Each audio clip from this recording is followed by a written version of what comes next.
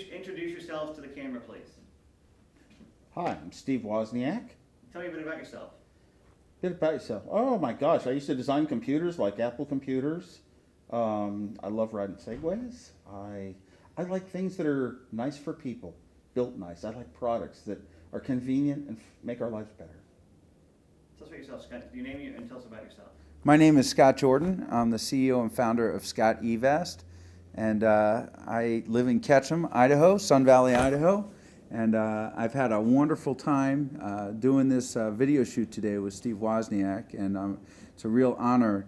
I mean that from the bottom of my heart to have you here, and I'm going to get And gushy. we've known each other for quite a long time too. Well, we have digitally, but this is the first time we've met in right. person, and. You know, I met Steve, I don't know where you're going with the interview, but, you know, I met Steve when he first purchased a jacket from us about 5-6 years ago through his son or through you. My son he bought a jacket and then I did too. And I just emailed him back, and moments later Steve responded saying, it's an exceptional accessory for an iPod. Exactly. Tell us about your watch, Steve. Well, I'm a gadget collector, you know, and I like to buy all the weird, unusual stuff that other people don't see. So I bought this watch, which is made of old vacuum tubes, no longer manufactured, 140 volt high power stuff. When I turn my wrist, it'll display the hours and the minutes. So it's kind of a nice adaptation. It's very geeky. And so I kind of bought it as a geek show-off thing and decided I like the way it tells time so much, I've continued to wear it for 2 years. Normally I just put on some gadget, you know, show it around for a week or two and I'm done with it and go back to my normal watch. Now back to you, Scott. Now you also like gadgets. Tell me about all the fun you had with Mr. Wozniak's gadgets in your own product.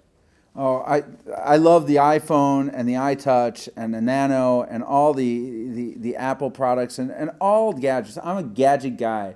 In fact, that's why I designed the SCOTTeVEST. I had so many different devices and didn't have a place to put them all. When I walked out of the house, I wanted to have a way where I can carry all the things I like to carry with me. So, you know, I am truly a gadget guy. And I must say, I did own one of the first Macintosh computers. But you don't wear that one. No, I don't. And the SCOTTeVEST could not fit that. You know, I have to say, you know, guys like us, we collect gadgets, and when you have a lot of these different devices that are all kind of good, you're always deciding which ones should I bring with me, and where do I put them, and organization's a real problem. So that's what the SCOTTeVEST is. There's nothing like it. Now we saw you ride up on a Segway. Now tell us a bit about your Segway, but act as though I hadn't asked you the question. Tell us about your Segway experience today, or just in general. Yeah, and you know, Segway has become such a big part of my life. You know, it's one of those other great gadgets because it's unusual, so not that many people have it.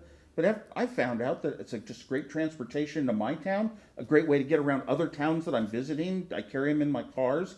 That's how I brought it here today. I love to play Segway Polo. It's a fun game, kind of like hockey. So yeah, it's a huge part of my life. Well, have you ever thought, now Segway has a pouch, am I going to see a SCOTTeVEST product come out for the Segway in the future? Well, not so much, but the fact of the matter is that when you're on a Segway, you're mobile as it is, and you need a way to carry all your stuff. Now you can't use the pouch or the thing that you had there. They make pouches for all the Segways.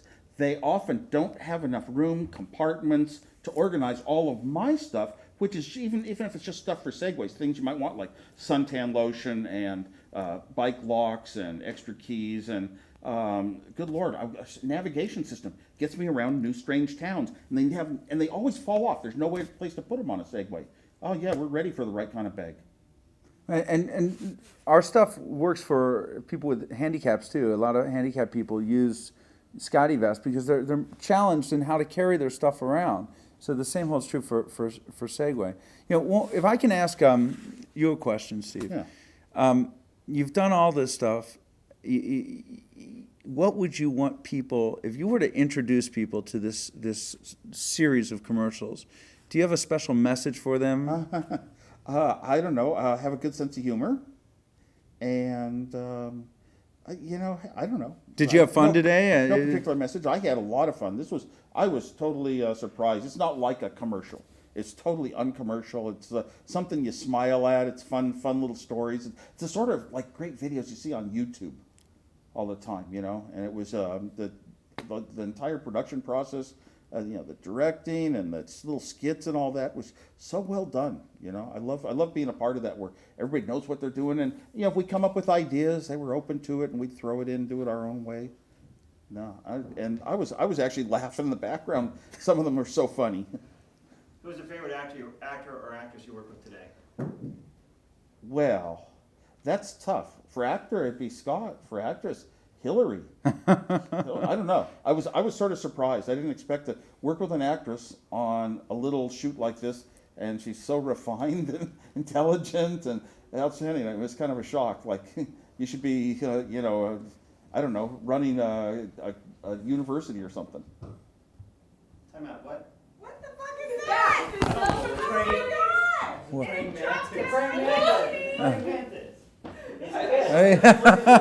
It's a fish. It's a Wozniak. Oh, it's moving. Oh my God.